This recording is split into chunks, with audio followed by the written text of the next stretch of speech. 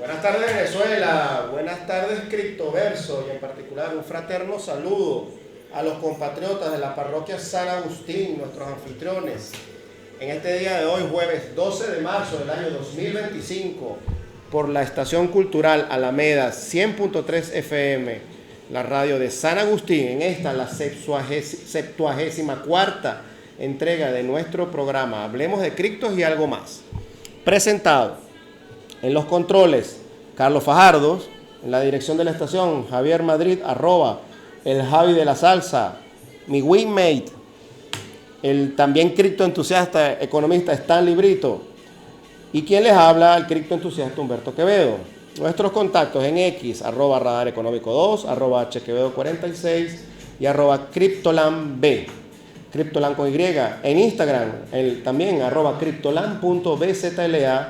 Con el canal en inglés también en @criptolan.en. Y en el canal también de Instagram, Hablemos de Criptos y algo más. Igualmente nuestro canal homónimo de YouTube, que se llama Hablemos de Criptos y algo más, donde estos programas quedan en diferido posteriormente para poderlo ver en diferido en los momentos que ustedes deseen. Lo invitamos a suscribirse, pulsar la campanita de notificaciones. También estamos en el streaming, en Radio Alameda, Radio Web, en donde toda la programación de la radio cultural está disponible las 24 horas del día en cualquier parte del mundo. Es una de las ventajas de la tecnología.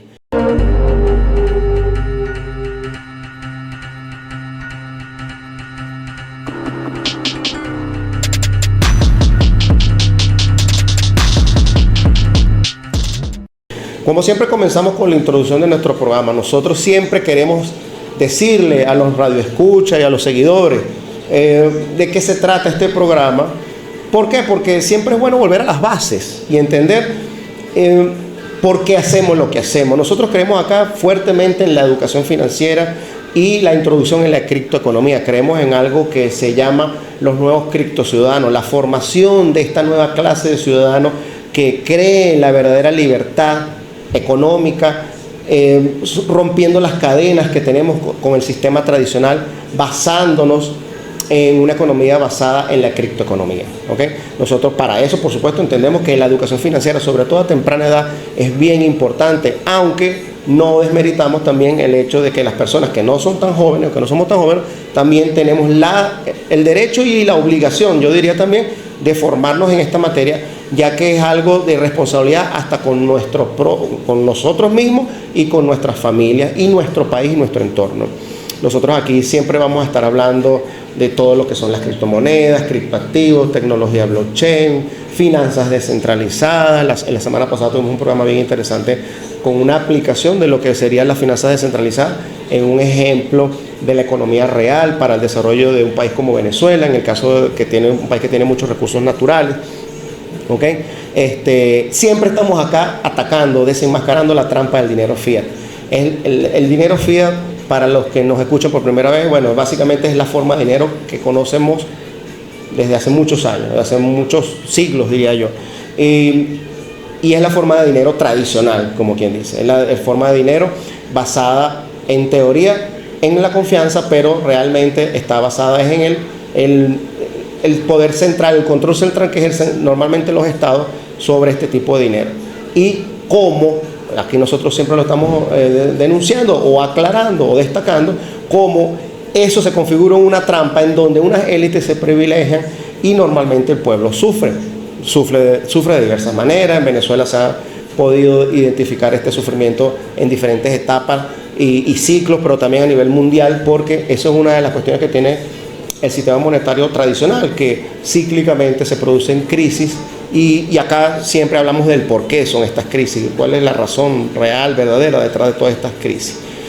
Y nosotros, bueno, aquí siempre decimos que es muy importante el estudio de la historia. De hecho, el programa de hoy tiene un alto contenido al aspecto histórico, porque nosotros pensamos que el estudio de la historia nos permite o evita que cometamos los errores del pasado. Si verdaderamente conocemos nuestra historia, podemos blindarnos. De hecho, decimos acá, el escudo del conocimiento de nuestro pasado nos blinda contra la tiranía del opresor. Entonces, bueno, como ya saben, nosotros aquí este programa lo dividimos en 4 secciones o bloques. La primera, que que la llamamos, el primer bloque en esta introducción, la llamamos la recta dura a las rodillas. Normalmente esta sección la usamos para hacer una crítica dura contra el sistema. Y ustedes dirán, bueno, pero ¿contra qué sistema? Los que no nos han visto, pero los que nos conocen saben que normalmente vamos contra el imperio. Y no es por, digamos, no es una obsesión realmente, sino es porque realmente el estudio de la historia nos ha hecho entender que realmente allí es donde está el meollo y la raíz de casi todos los problemas que vive la humanidad actualmente. Y nuestro país es protagonista de primera fila, para bien o para mal. Estamos allí, digamos, en la palestra, en la primera línea, para lo bueno y para lo malo, muchas veces. Por lo tanto, esto es muy importante de entender y conocer. Y por lo tanto, nosotros acá siempre estamos en esa denuncia permanente, porque sabemos que es importante la concientización, porque es la única cosa que podemos hacer realmente, Stalin. Los criptoentusiastas y los ciudadanos que en general se preocupan por el bienestar de tu comunidad, de tu país, de tu pueblo, de tu familia, de tu entorno. Entonces, ustedes saben que la semana anterior, los que vieron el programa y los que no lo invitamos a ver, que ya está colgado en YouTube, el episodio 73, que se llamó del tronco al token. Lamentablemente nuestro amigo Stalin tenía unas ocupaciones, pero tuvimos unos invitados bien chéveres que nos acompañaron y hablamos de eso. Pero en ese programa, en la recta dura, yo lo titulé Stalin. Tal vez fue un poco pasado de tono el título, pero lo llamé así pues porque me nació. Tú sabes que yo soy medio enérgico a veces con las cosas que digo. Yo dije, el peo no es Trump. Y así fue el título, y por ahí nos fuimos a hablar un poquito de la denuncia sobre que realmente, y lo estoy viendo ahorita en un TikTok antes de abrir el live, lo primero que me salió fue un video de Trump ya empezando a justificar que las acciones cometidas en Irán no fue que él tuvo mucho que ver, sino que fue que Marco Rubio le dijo que es que los iraníes no iban a atacar porque tú sabes. O sea, que fue un ataque preventivo porque se lo dijo no sé quién, se lo dijo el secretario de Estado de él, que viene a ser como el canciller. Es inminente que se lo dijeron. Sí, pero ya está usando, ya tú estás viendo que el discurso empieza a cambiar, ¿verdad? Porque entonces ya tú estás justificando una posible salida no tan decorosa o no como la que pensabas que ibas a tener en un principio. Y por eso nosotros, la semana pasada, denominamos el programa El Peor es Trump, la sección de la recta dura, porque nosotros nos dimos cuenta hace rato, que existe un rostro sin poder, que en este caso sería ese señor Trump, ¿ok? Y un poder sin rostro, o un poder detrás del rostro, ¿verdad? Que es el que mueve los hilos, donde al final todos, o sea, si el presidente de los Estados Unidos es una marioneta de un sistema que está moviendo unos hilos, ¿verdad? Que quedará para nosotros, Pero hoy yo traigo un tema polémico y Stalin me preguntó, ¿pero de qué vamos a hablar en la sección de la recta dura a las rodillas, Humberto? Para prepararme. Y dije, no te lo voy a decir, Stalin, porque quiero que sea una sorpresa, porque esto que voy a decir, yo sé que él no lo comparte, o probablemente no lo comparte. Yo lo he escuchado a él decir muchas veces, lo contrario a lo que yo voy a decir ahorita. Por lo tanto, lo que yo voy a decir es, asumo mi responsabilidad, pero yo voy a dar mis bases históricas y por supuesto después Stalin va a tener la forma, el tiempo, los argumentos para refutarlos si él está en desacuerdo. Y entonces yo hoy, Stalin, quise orientar el tema de hoy en que es verdad, el peor no es Trump, pero ¿y qué pasa con el pueblo norteamericano? Porque aquí nosotros a veces vemos y decimos, bueno, es que no tenemos problema con el pueblo norteamericano, porque el pueblo norteamericano no tiene la culpa de lo que está pasando y tal. Pero entonces yo me voy a la historia, Stanley, porque a este programa le gusta la historia. Se recuerda que siempre hablamos de la historia y hablamos de la Primera, de la Segunda Guerra Mundial. La última vez tuvimos una buena discusión hablando un poco del contexto histórico que marcó la Primera y la Segunda Guerra Mundial, que nosotros decimos acá que era la misma guerra.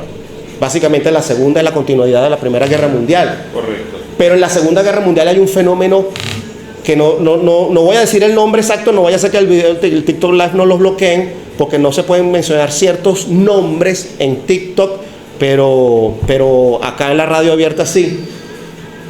El fenómeno del hombre del bigotito. ¿Usted te acuerdas quién era? Y el holocausto. El llamado holocausto lo puse entre comillas acá en mi chuleta, porque hay gente que también cuestiona la palabra holocausto, porque cuando hablan de holocausto dicen, bueno, el genocidio del pueblo judío, pero es que resulta que no fue solamente a los judíos, aquí se exterminó poblaciones enteras por razones no solamente religiosas, étnicas. El pueblo eslavo sufrió mucho más, si te pones a ver en términos cuantitativos, que el pueblo judío, si fue así, si es que es verdad que hubo 6 millones de... Y todo fue, digamos, obra, según lo cuenta la historia, del hombre del bigotito.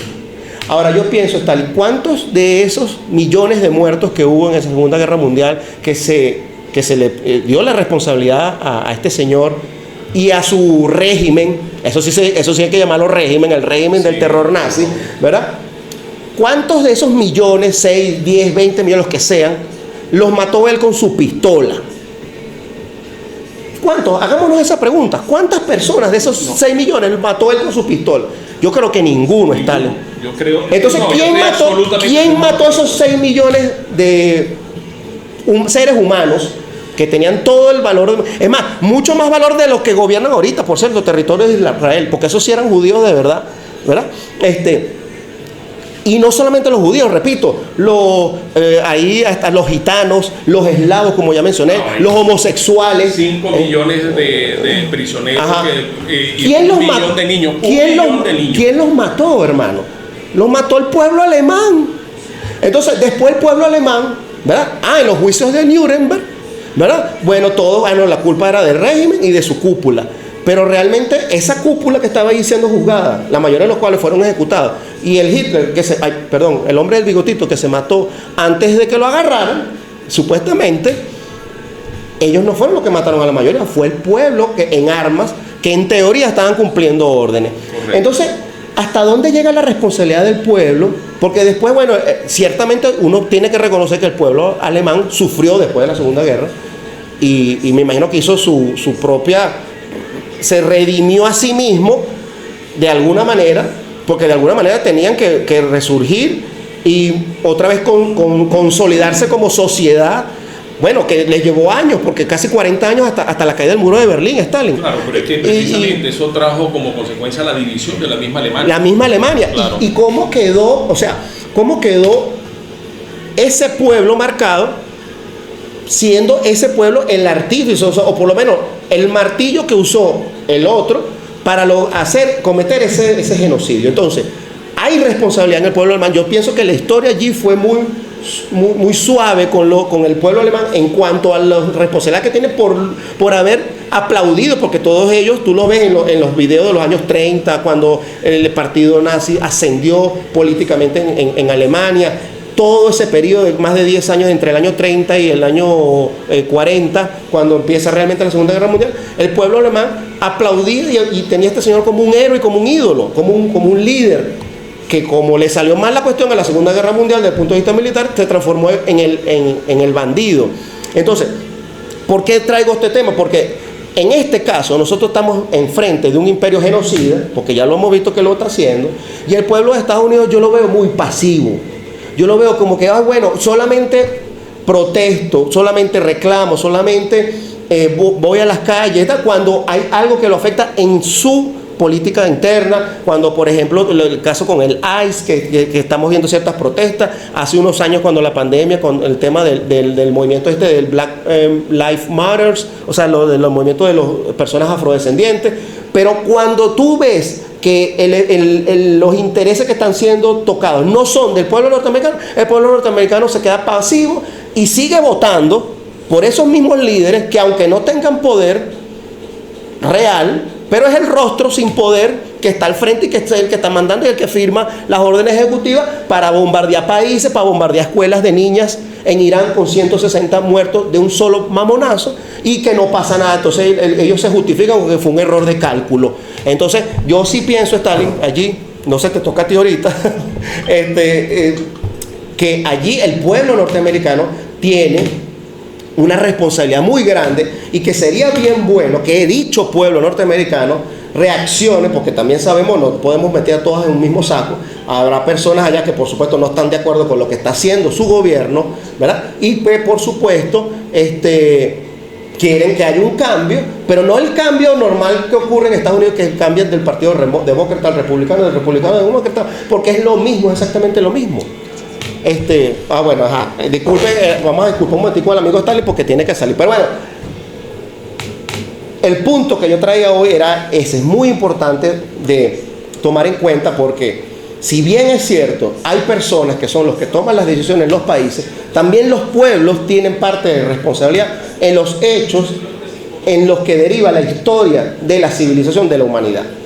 Porque las guerras no ocurren solas. Los generales, los presidentes, los dictadores no van a la guerra. De hecho, los que van a la guerra son los soldados y los oficiales de menor grado. ¿Ok?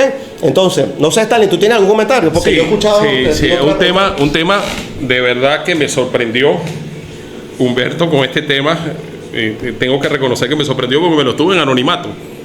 Pero es un tema, en verdad, de ser analizado. ¿Por qué? Porque sí es cierto que los pueblos no somos responsables por las decisiones que tomen nuestros gobernantes, pero sí somos responsables por elegirlos. Y es lo que tú dices. Entonces salimos a votar por unas personas que no sé si reúnen las condiciones, tanto técnicas, políticas y mentales para hacerlo, porque parte de lo que se sucedió con Alemania, parte de lo que se sucedió en la Segunda Guerra Mundial, que los alemanes fueron derrotados, eso es verdad, pero todo eso fue por la locura, no tiene otra forma de llamarse, señor, por la locura de un gobernante que no tenía la capacidad psíquica, mental, para dirigir ese país, que luego lo dividió entre Alemania Oriental y Alemania Occidental y que perdió la mitad de sus habitantes. Pero también ahí se asesinaron 1 millón de niños, tenían 5 millones de prisioneros y lo asesinaron. Un gran porcentaje de la población desapareció por la locura de un hombre. Por la locura de un hombre. Entonces, el pueblo norteamericano, siempre hemos dicho aquí, el pueblo norteamericano es un pueblo hermano, un pueblo americano, lo que los llamamos a la conciencia, para que cuando vayan a elegir sus gobernantes, lo hagan desde el corazón y no desde la cabeza. ¿Por qué no desde la cabeza?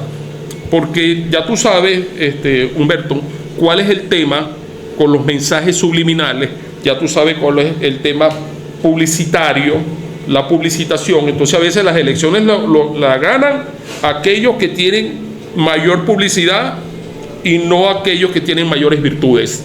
Entonces el que tiene más dinero puede invertir en más publicidad y es increíble, pero tenía y termina ganando las elecciones quienes tienen más dinero y no quienes tienen más actitud y amor por el pueblo. Entonces es importantísimo el tema porque es un llamado a la conciencia del pueblo norteamericano, un pueblo hermano, para que voten desde el corazón y no desde la cabeza, porque te meten un poco de cosas en la cabeza, te convencen con una publicidad y tú terminas ejerciendo el sufragio de manera errada, de manera equivocada, dándole tu voto a una persona que no tiene las condiciones mentales para dirigir una patria tan inmensa en tecnología, tan inmensa en recursos bélicos, tan inmensa en recursos financieros, desde donde se dominan las finanzas del mundo. Hablaba Humberto, el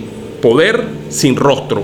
Ahí ejerce el poder quienes no dan el rostro, dan es el dinero. Es correcto, es correcto. Bueno, excelente esta sección. Vamos a ir al primer corte y ya volvemos con el tema central del programa del día de hoy.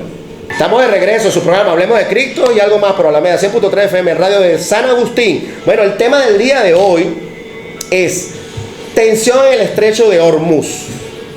Checkpoint que define el control energético mundial. Así mi amigo Stalin me recomendó ese título y me pareció genial porque realmente es un tema que, es el tema del momento, es un tema que además está determinando el destino de la humanidad por los próximos 100 años por lo menos, o cuidado si no más, Stalin. Eso es correcto. Entonces, ¿pero qué es eso? Bueno, mucha gente ya ha hablado del estrecho de Hormuz, la gente que ve redes sociales, ya menos que ya entiende que es un estrecho, una pequeña franja de mar que une, divide Irán de los Emiratos Árabes, si no me equivoco, ¿no? Ahí queda el estrecho, son 33 kilómetros, ¿verdad? Sí, el estrecho realmente... Habla ahí, está. Ok, el estrecho, para explicar un poquito, bueno, afortunadamente mi papá era un marino mercante y voy a aclarar un poquito lo que es un estrecho. Un estrecho es un brazo de mar. Un brazo de mar que divide, que está entre el Golfo de Omán y el Golfo Pérsico. Pero se llama un brazo de mar porque no es un mar extenso, sino que es un mar estrecho. Por eso se llama el estrecho de Hormuz. Ajá. Bueno, y en ese estrecho de Hormuz, ese brazo de mar, Stalin, que tú mencionas, es un brazo de mar que entra hacia el mar, ¿cómo es que se llama? El mar, coño, estoy confundido. El mar Rojo es el que está del otro lado de la península arábiga. Y del otro lado es el mar... El Golfo que está... El Golfo Pérsico. El Golfo Pérsico. Claro, y en ese Golfo Pérsico están varios países. ¿Cuántos países tenemos en el Golfo Pérsico? Está Irán, está Arabia Saudita, los Emiratos Árabes. Pakistán no. Está Qatar. Básicamente los países de Oriente Medio productores de petróleo. Los productores de petróleo y productos derivados también, como gas. Por ejemplo, Qatar, donde fue el Mundial, los muchachos que les gusta el fútbol y tal, ¿se acuerdan de Qatar? Dubái, que estaba tanto de moda. Dubái está ahorita, bueno, no sé si en ruinas, pero le han dado duro. No, le han dado en la duro. Entonces, por cierto, ya hay muchos venezolanos. Entonces, o sea, no la ven está pasando fácil. Y entonces, ese conflicto que se está generando allá, se está generando en una zona que es como un polvorín, porque ahí se produce, no sé, yo diría que como el 30 al 40% del petróleo del mundo, pero Stalin tiene unos numeritos allí, porque por ese estrecho pasa un porcentaje importante de toda esa producción, en un sentido y en otro también, porque en el otro sentido, pues cuando estos países estamos hablando, son países casi todos desérticos, semidesérticos, entonces donde la producción de alimentos, porque los países no viven solamente de producir y exportar petróleo, tienen que comprar, porque si tú eres un desierto, tú tienes que comprar hasta el agua que te tomas. Bueno, en el caso de ellos tienen plantas desalinizadoras, pero tienes que comprarlo todo, la lechuga, los tomates, todo lo tienen que comprar. ¿Y por dónde pasa esa comida, Stalin? Por ese estrecho de regreso. Comunica el Golfo Pérsico con el mar abierto. O sea, y desde el mar abierto, pues... Que ese es el océano Índico, ¿no? Es correcto. Y desde allí te facilita el transporte marítimo hacia Asia. Asia y África también. Y a África, pero sobre todo Asia. Y desde allí se transporta el 20% del petróleo que se consume en el mundo. Pero de este 20% de petróleo, el 90% es el petróleo de China. El que va a China. Pero entonces fíjate ese detallazo. Entonces, cuando los iraníes dicen que van a cerrar el estrecho de Hormuz, producto de una represalia por los ataques que recibieron, y en todo derecho, aparentemente, aunque yo no soy abogado, pero en todo derecho, tú me dices que el 90% de ese petróleo va para China o aliados de China, y los aliados de USA no. Entonces, por eso que tú puedes entender que Estados Unidos hizo la medida, o sea, tomó la acción militar que quería tomar o que tomó, porque sabía que ese petróleo realmente no lo afecta a ellos, sino afecta a su potencia rival. ¿Será algo de eso? Ahí hay dos cosas distintas. Ahí hay dos cosas distintas. Fíjate una cosa. El dominar el estrecho de Hormuz significa que por ahí va a pasar lo que yo diga. Entonces yo me apodero de un mercado que lo tiene. Yo ahora me apodero de un mercado que está en manos de un tercero. Ese mercado está en manos de Irán. El primer surtidor de petróleo de China es Irán, precisamente. Correcto. Pero si yo domino a Irán y yo me apodero del estrecho de Hormuz, ¿quién domina ese mercado ahora? Exacto. Y también por ahí pudiéramos entender entonces por qué se dio ese paso que se dio en enero aquí en nuestro país, ese paso infame que se hizo contra nuestro país, y donde tú puedes entender, pues que por ahí vienen los tiros, tú te estás preparando para un conflicto mayor en otras latitudes. Entonces no era porque el presidente de Venezuela no te caía bien o porque tenía bigote, no, es porque tú necesitabas los recursos de este país para ir a hacer la otra acción militar, porque tú lo que estás es buscando hacer una especie de, en táctica militar eso se conoce como táctica de pinza, de tinaza, donde tú quieres flanquear a tu enemigo por todos los lados. En este caso estamos hablando del punto de vista energético. Eso es correcto. Fíjate que es tan así que la influencia en los precios tuvo su reacción inmediata. ¿Qué reacción tuvo? Bueno, que el petróleo se colocó enseguida en $120 el barril por un tema de mercado. Porque si yo agoto un producto en la medida de que sea más escaso, aumenta el precio. Entonces, ¿qué hicieron? Comenzaron a agotar los inventarios de petróleo para tirarte un torrente de petróleo al mercado para bajar el precio, y lo han logrado bajar. Pero vamos a ver hasta cuándo dura eso. Entonces, ¿qué significa? Que si yo agarro el primer surtidor de China y lo domino, ya tu petróleo no va a pasar por el Golfo de Hormuz, el estrecho de Hormuz. Ahora va a pasar el mío, que además es el tuyo, porque si yo te gano la guerra, tu petróleo es botín de guerra y ahora ese petróleo es mío. Entonces, por ahí va a pasar de ese 20%, el 90% del petróleo que yo le voy a vender a China en las condiciones que yo le ponga a China. Pero no solamente eso, sino que ahí yo controlo de manera energética a China, que es un gran consumidor de energía. Está claro que los Estados Unidos de Norteamérica es el principal consumidor de petróleo, pero China es un gran consumidor de energía, y una forma de tenerla con cierto dominio es controlarle su fuente de energía. Es correcto. Sí, fíjate que ahí lo que estamos viendo, y una vez más lo decimos porque se configura así, pues es una confrontación entre dos potencias, que es lo que denominamos nosotros como trampa de Tucídides.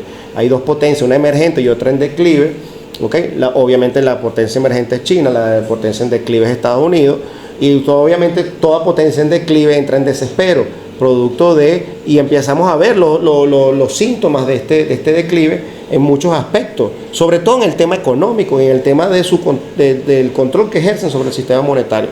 Eso en la historia se ha visto varias veces.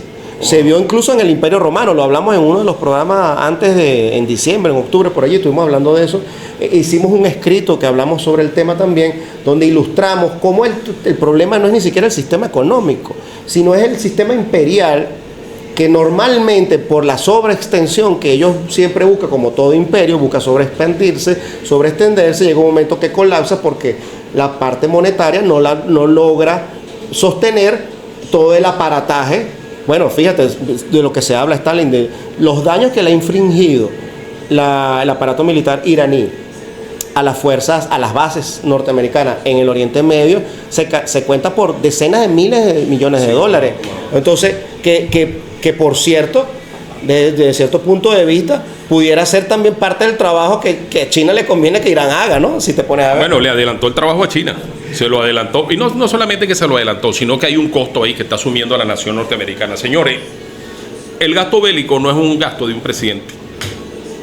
La inversión bélica no es una inversión del presidente. El gasto bélico es el gasto de los impuestos de todos los norteamericanos. Cuando hay un gasto excesivo en guerra, esa guerra tiene que generar un resultado. Entonces, ese resultado va en detrimento de las riquezas de una nación.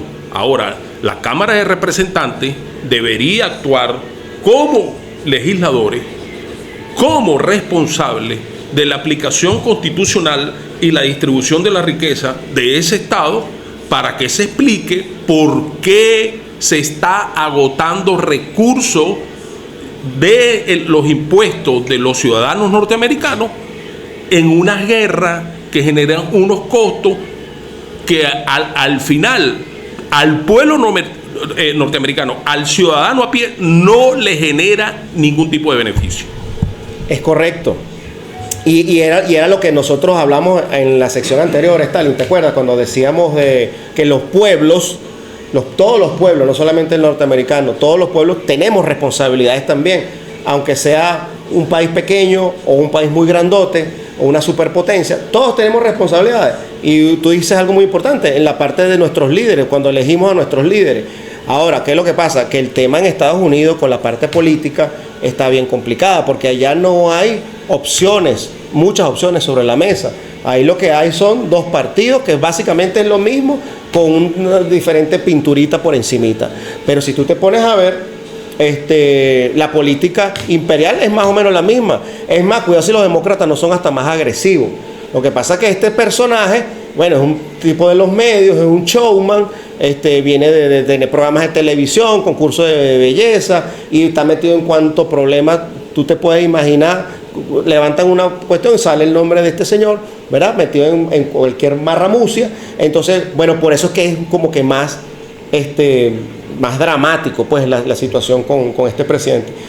Pero yo pienso que el movimiento político que debería ocurrir en los Estados Unidos tiene que ser un movimiento más de base, un movimiento más como el que ocurrió en Venezuela en los años 90, cuando insurgimos, y ahí me incluyo porque, bueno, modestamente yo también fui parte de esa generación, un grupo de militares, no por el movimiento militar como tal, sino los hechos posteriores, cuando nosotros, una vez aprendida la lección de la derrota militar, ¿verdad?, nos dimos cuenta que el camino no era el camino violento, sino era un camino político, que eso es la cosa que yo más le admiro y le reconozco al presidente Chávez, que no fue tanto el por ahora, sino en el año 94, cuando él sale en el mes de abril, o por ahí, creo que fue abril o julio, que él sale y dice, vamos a conquistar el poder político por medio de la vía democrática.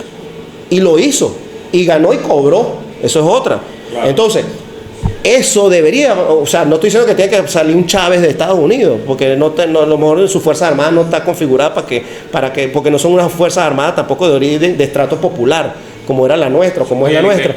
¿Entiendes? Pero en el pueblo tiene que haber esa semilla, ese germen de personas, y no estoy hablando de izquierda ni de derecha, sino personas preocupadas porque esta sociedad sea un poco más justa. Y no puede ser que Estados Unidos se ve a sí mismo como el gendarme del mundo, el imperio, como el de la película de la Guerra de las Galaxias, y que entonces todo lo demás tenemos que hacer los designios que ellos indiquen. ¿Ves? Eso es lo que yo pienso. Bueno, pero este tema está muy interesante y hoy le tenemos que dar rapidito a Stalin. Entonces vamos a ir a otro corte que nos está haciendo seña Carlos, y al regreso vamos a seguir con el tema de este tema tan interesante, el del estrecho de Hormuz, porque hay mucha tela que cortar, Stalin, mucha tela que cortar, pero ya volvemos, ¿ok? Estamos de regreso en su programa Hablemos de Cripto y algo más por Alameda 100.3 FM, Radio de San Agustín. Bueno, estamos en el programa de hoy hablando sobre el bloqueo, si se quiere, del estrecho de Hormuz, las consecuencias que eso tiene para la humanidad. Y bueno, Stalin, ahí estamos hablando ahorita algo sobre las rutas alternativas, porque digamos que, estamos bloqueando el 20% o el 40% del petróleo mundial.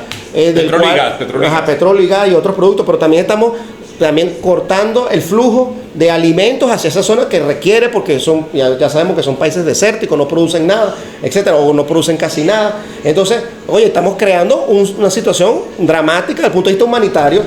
¿Qué rutas alternativas entonces tienen que empezar a pensar los países, a implementar para poder afrontar estas dificultades? Porque yo me imagino que si esta guerra no acaba pronto, como lo prometen los iraníes, aunque los americanos dicen otra cosa, pero todo pareciera indicar que ahorita los iraníes tienen la sartén agarrada por el mango, ¿ok? Y tenemos que tener cuidado con la información que consumimos en las redes, porque hay unos que dicen una cosa y otros otra. La verdad es uno de las primeras víctimas en toda guerra. Entonces, pero vamos más allá de eso, si este conflicto se prolonga un rato más, ¿qué va a pasar con las rutas? O sea, ¿van a crearse nuevas rutas? ¿Qué van a hacer los bandos que están aquí en conflicto? Porque aquí yo veo dos bandos, básicamente. Y después vamos a hablar algo sobre los bandos. Pero dime primero sobre las rutas. Bueno, ahí se está forzando el uso de rutas alternativas, que obviamente son más costosas por la distancia, el consumo del combustible mismo, de las embarcaciones. Pero más allá de eso, yo pienso que la posición de Irán, ojo, lo voy a aclarar aquí, yo soy venezolano, yo nací en Venezuela, me crié en Venezuela, mi problema es Venezuela, pero me toca comentar sobre ese hecho y lo voy a comentar desde el corazón, más no de la mente, porque en las redes sociales también contaminan con cosas. Entonces, ¿qué veo que está haciendo Irán? Ya va, un momentico. Si por ahí, si esa es una ruta, es como el canal de Panamá, de que Panamá se desprenda del canal, eso significa que se desprende de la principal fuente de ingreso, y no solamente de su principal fuente de ingreso, sino de la principal fuente de entrada y salida de mercancía. Entonces es un tercero que me va a controlar la entrada de alimentos, un tercero que me va a controlar la entrada de combustible, de energía, de todos los bienes y servicios. En el caso de Irán lo que está tratando de hacer es defendiendo el estrecho de Hormuz como parte de sus fronteras, como parte de sus mercados, y dice que el que pase por allí lo voy a bombardear porque ellos se consideran dueños de esa ruta para distribuir sus productos en el resto del mundo. Los Estados Unidos, por su parte, hacen lo propio. Se quieren apoderar del estrecho de Hormuz. Tal vez quiera apoderarse del petróleo de Irán, que yo no lo dudaría. Pero también, al apoderarse del estrecho de Hormuz, le controla toda la entrada de energía, de alimento a los países de Asia. Elementalmente a China, que pasa por ahí el 90% del petróleo que consume China. ¿Cuáles son las rutas? Entonces, o qué contramedidas ellos que están implementando? Fíjate, podrían implementarse? Hasta ahorita tendríamos que hablar de rutas alternativas que pudieran implementarse, pero hasta ahora no creo que estén implementando rutas alternativas por la situación de guerra, porque ya se bombardearon una embarcación asiática, creo que era japonés, no sé si otra creo que era de Finlandia, no estoy seguro, pero ya hay embarcaciones, ojo, embarcaciones civiles, embarcaciones de mercancía, algunas de ellas de alimentos, que han sido bombardeadas. Entonces es un tema bien serio. Fíjate que yo estaba analizando un poco cómo es la ruta por ejemplo, la ruta de exportación de Arabia Saudita, que es, digamos, el principal país productor en el Oriente Medio de hidrocarburos. Ellos no todo lo sacan por el mar, por el Golfo Pérsico. Una gran parte, porque ellos ya tienen mucho tiempo en medio de este conflicto. Este conflicto no es nuevo, este conflicto tiene, ya no sé, desde que se formó el Estado de Israel. ¿Okay? Arabia Saudita fue creando una infraestructura de oleoductos, entiendo yo, y cosas de estas que transportan mucho de ese petróleo, claro, no todo, por eso que se habla de un cuello de botella acá, hacia la zona occidental de Arabia Saudita, que sale hacia el Mar Rojo, Stalin. Entonces, los que saben un poquito de geografía, bueno, te sabes que en el Mar Rojo está, digamos, del Mar Rojo tienes una salida hacia el Mediterráneo a través del Canal de Suez, a través de Egipto. Solo que el Canal de Suez... pero ¿cuántos? Imagínate. Claro, el Canal de Suez es un canal muy antiguo, ¿ok? Desde antes, mucho antes de la... No, mentira, después de la Segunda Guerra Mundial, ¿no? Sí, fue ahí. Pero el calado, digamos, de las embarcaciones que pueden atravesar ese canal no es tan grande como para que pasen unos super tanqueros. Entonces ellos tendrían que modificar los transportes de productos para poder pasar por este canal. Después tienen la salida del Mar Rojo hacia el Índico también. Claro. Pero ahí pasan por donde está Yemen, que es donde están los hutíes, los están esperando en la bajadita, como quien dice. Pero ahí estamos hablando de Arabia Saudita y los Emiratos Árabes. Claro. Son los que tienen la capacidad de pasar por ahí. El puerto de Yambú hacia el Mar Rojo y de ahí ir a mar abierto. Claro, pero países como Kuwait o Qatar no tienen esa ventaja. No. Entonces, o sea, sí causas un problema. Claro. Sí, claro que causas un problema. Pero, vuelvo e insisto, yo veo que el problema, los gringos son muy pilas, son muy astutos. Yo veo que ellos saben que el problema se lo están causando más que todo es a los aliados, si se quiere, al bando que estaría con la potencia emergente, llamémoslo así, China. Y es algo que a mí me preocupa porque, o sea, ellos hacen las cuestiones con una premeditación y sin ningún tipo de aspaviento y sin ningún tipo de contemplación desde el punto de vista moral, ni ético, ni nada. O sea, si ellos tienen que matar de hambre a un continente completo para lograr su objetivo, y es por eso que yo digo que esto es una guerra, una trampa de Tucídides, porque este imperio es capaz de hacer cualquier cosa por mantener su hegemonía en este momento. Los Emiratos Árabes, los Emiratos Árabes tienen rutas alternativas, porque incluso ellos tienen oleoductos que llegan hasta el Golfo de Omán, o sea, pasando fuera de Hormuz, pues. Pero estamos hablando de los Emiratos Árabes.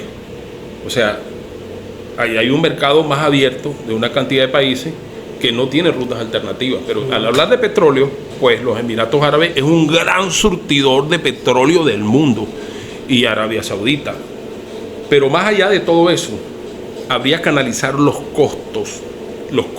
¿Cuánto te va a costar un barril de petróleo? Y entonces, ¿cuánto va a costar un litro de gasolina en China, por ejemplo? Sí. $3-4, hermano. Entonces, sí, se le va a hacer imposible. Es que a los americanos, realmente, si te pones a ver, mira, ellos realmente, seguramente, su objetivo estratégico es controlar el flujo de energía hacia China ya que ellos se han visto también en la situación donde China tiene muchas ventajas estratégicas, por ejemplo, en todo lo que es la producción y la comercialización de las tierras raras. Entonces, ahí ellos han visto una desventaja los norteamericanos porque dicen, bueno, pero ya va, mi principal proveedor, casi que el único proveedor de tierras raras, y lo cual es una cosa que yo necesito porque si no, no puedo desarrollar casi nada de mi tecnología, mis sistemas de los aviones estos Steel, mis sistemas de radares, toda la parte de la electrónica, todo depende de lo que se produce en China. Entonces ellos dirán, bueno, si esto me tienen estratégicamente, me tienen agarrado por donde tú sabes, con el tema de las tierras raras, déjame agarrarlo yo a ellos, que sea por el tema energético. Correcto. Yo supongo que ese es el balance que ellos están tratando de hacer para evitar de que China de verdad los arrope, porque cuestión de repente en unos pocos años, China efectivamente, por los vientos que soplan y al ritmo que va a sobrepasar a la potencia norteamericana y va a quedar relegada como una potencia de segundo nivel, como le pesó a Inglaterra una vez terminada la Segunda Guerra Mundial. Eso está correcto. Obviamente China es una gran potencia tecnológica. Incluso los Estados Unidos tienen una deuda impagable con China. Ya ellos habían iniciado la guerra económica de tal manera que ya Trump le había puesto unos aranceles a algunos productos de China y China le respondió con la misma respuesta, pues le colocó unos aranceles al producto de Estados Unidos para su ingreso a China y ya habían iniciado la guerra económica. Una de las principales estrategias de los Estados Unidos es fulminar económicamente a sus enemigos. Y una manera de fulminarlo es cerrarle sus fuentes energéticas, cerrarle sus fuentes de alimentos y después cerrarle sus fuentes de ingresos. Lo estrangula económicamente y pone al pueblo a pasar hambre. Y esos ciudadanos comienzan a adversar a su propio gobierno porque ellos no ven soluciones sobre su calidad de vida porque creen que el gobernante no está haciendo lo que debe hacer. Es lo que realmente lo que pasó aquí en Venezuela. Y yo recuerdo que el término guerra económica, y ahorita vamos a hablar de esta parte que es bien interesante, Stanley. Yo recuerdo que ese término aquí lo analizaban en Venezuela hace unos años. No hace muchos años, en el 2017, 16, cuando se hablaba de que, mira, estamos en medio de una guerra económica, la gente, sobre todo la gente que no sigue el gobierno, vamos a decirlo así, no compraban el discurso, no, que hay una guerra económica. No lo compraban porque decían que era una banalización, pues banalizaban el término, que eso era mentira, que eso era un invento de los chavistas y tal. Resulta que ahorita todo el mundo sabe, entiende que sí hubo una guerra económica. Y las guerras económicas son tan reales, Stalin, que no son inventadas ahorita.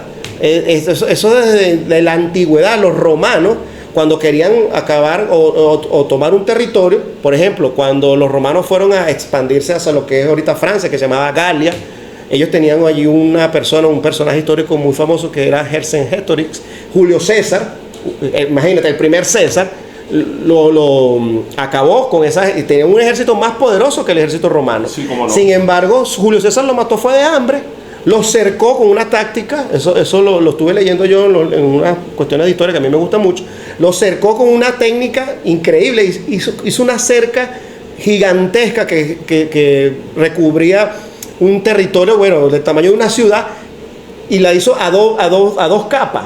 O sea que los tipos no le entraban ni le salían nada de comida, y los terminó matando de hambre.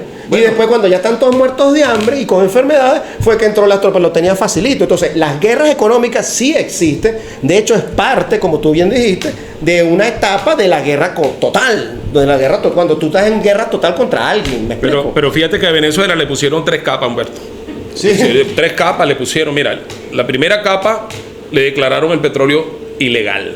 No podía comercializar petróleo, que es su principal fuente de ingresos. Y las cripto también no las quisieron bloquear. Le pusieron otra capa de que imagínate tú, un oro de 24 quilates, como el oro que sale del Estado Bolívar, lo declaran ilegal. Y le pusieron otra capa porque lo desconectan del SWIFT. Lo desconecta del SWIFT, y no solamente que lo desconecta del SWIFT, sino que tiene una prohibición de abrir cuenta en cualquier país del mundo, y el país del mundo que le abre una cuenta para el intercambio comercial de Venezuela, entonces ese país era sancionado también. Uh-huh. Entonces te faltó la sanción al petro, que también se le hizo. Bueno, también. Fíjate, ahí sí Europa ha dado unos grandes pasos, porque a pesar de que Europa no acepta el USDT, tiene razones para no usarlo. Ellos ya adquirieron el USDC, al final C, el otro al final T, tienen sus razones para hacerlo, pero ya están utilizando la tecnología blockchain. Ahora, uno de los principales bancos de Estados Unidos, en Estados Unidos la Reserva Federal tiene 5 o 6 bancos principales que son los bancos que generan corresponsalía del sistema SWIFT. Los demás tienen que pegarse ahí para hacer la compensación a través del sistema SWIFT. Por eso es que es muy deficiente este sistema fiat. Utiliza para las transferencias en masa, en volumen, la tecnología blockchain. O sea, que sí sirve la tecnología blockchain. Ajá. De tal manera que la tecnología blockchain debemos de asumirla como un sistema alternativo paralelo. Podemos seguir con el sistema fiat, podemos coadyuvar con el sistema fiat, pero necesitamos un sistema monetario robusto y alternativo que no permita el intercambio comercial con el resto del mundo sin ningún control, sin ninguna alcabala de terceros países. Los controles y las alcabalas le debemos tener aquí la Contraloría General de la República, los órganos controladores, los auditores, superintendencias que se ocupan de controlar el dinero, Banco Central de Venezuela, con todo lo que refieren las normas internas, es decir, nuestras leyes. Sí, es así. Bueno, mira, y entonces, retomando este tema de la situación geopolítica a nivel mundial, fíjate que nosotros estamos analizando cuando se habla de guerra mundial, ¿ok? Hay ciertos estigmas sobre la palabra guerra mundial. Mucha gente le da como que miedo decir, no, mira, ya vamos a la tercera guerra mundial. No, pero todavía no estamos. Pero realmente, ¿qué es una guerra mundial, Stalin? Una guerra mundial no es una guerra cuando varios países, la mayoría de los países, están en un bando o en otro, o hasta en 3 bandos diferentes, y se están confrontando de una u otra manera. Entonces, ¿cuál es la diferencia entre esta situación que tenemos ahorita y una guerra mundial como tal? Que si la definimos como guerra, bueno, sí, tendría que ser la tercera guerra mundial. ¿Por qué no llamamos las cosas por su nombre? Esto ya no es una guerra mundial. Yo lo veo así, ¿no? ¿Cómo lo ves tú? No, es una guerra, claro. Porque si tienes guerra económica, tienes guerra desde el punto de vista militar, también están ocurriendo situaciones bélicas en varios frentes. Es una guerra del mundo. Entonces, hay varios frentes, porque pasó lo que pasó aquí. Pasa que tienen Ucrania desde el año 22. Sí, cómo no. Que también es parte del mismo conflicto. Y está pasando ahorita esto en Irak. Y no te olvides de Medio Oriente, Lejano Oriente, porque Corea del Norte y China tienen sus propias situaciones en sus latitudes. Entonces, ¿esto qué le falta para llamarse guerra mundial? ¿Por qué no le llamamos de una vez guerra mundial y nos quitamos, digamos, las caretas, ¿no? Bueno, yo soy de los que cree que al final el resultado va a ser eso, Humberto. Una guerra mundial. Y solo que faltan las bombas atómicas. Faltan las nucleares y las atómicas. Las bombas que ya se hicieron ensayos, fíjate, ya esas bombas fueron ensayadas. Y en Hiroshima. Así terminó la Segunda Guerra. Claro, terminaron con las bombas que mandaron a Hiroshima y Nagasaki. Entonces, el pueblo tiene que entender que estamos en un punto prácticamente casi de no retorno. Por la locura de un imperio. No del tipo que está ahí, del naranja. No, del imperio, del poder que está detrás del... Pero eso es el poder económico, hermano, no es ni siquiera... Por eso es que, mira, yo no entiendo el odio con los inmigrantes, chico, la migración. Si tu génesis es de inmigrante, chico, tú vienes de unos alemanes, de unos extranjeros, tú naciste de allí. Y Marco Rubio, con todo respeto, hermano, porque yo me conduzco con respeto, tú eres hijo de cubano, entonces no entiendo por qué el odio por la migración, hermano. Entonces, unas leyes antimigratorias en los Estados Unidos, pero que arrecian. Y tú sabes que es lo peor, que esos latinos que hoy son deportados, sus hijos, sus familiares, votaron por Trump. Muchos de ellos. Ajá, votaron por Trump. Entonces, mira cómo les pagan, ¿ves? Entonces, por eso le digo, no voten desde la cabeza, porque usted se llena la publicidad, te va a convencer. Vota desde el corazón. ¿Qué haría este señor por mí? ¿Qué haría este señor por mi familia? ¿Qué haría este señor por mi país si fuera presidente de la República? Vienen 3 años duros, se lo voy a decir. Ahora, no sé qué ha hecho la Cámara de Representantes para detener ciertas decisiones que son calificadas como locura.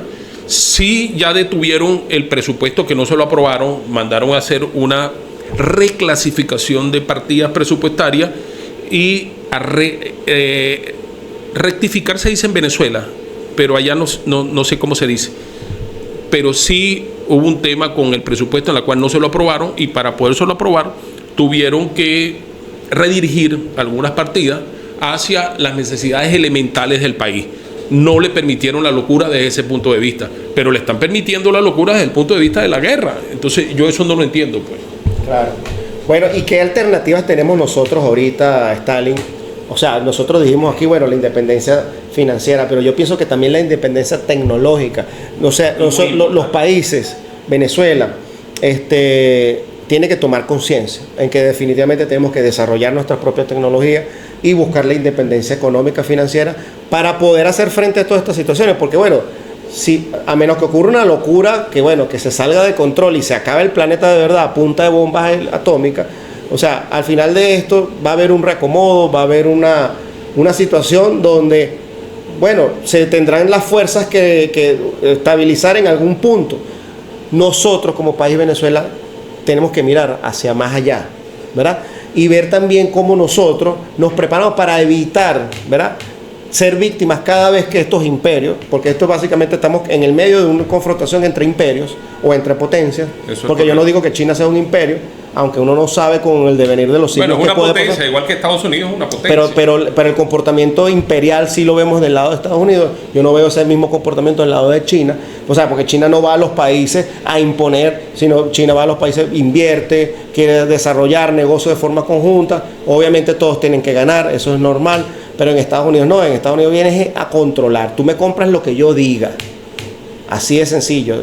Nunca los chinos vinieron para acá a decir, tú me tienes que comprar esto a mí.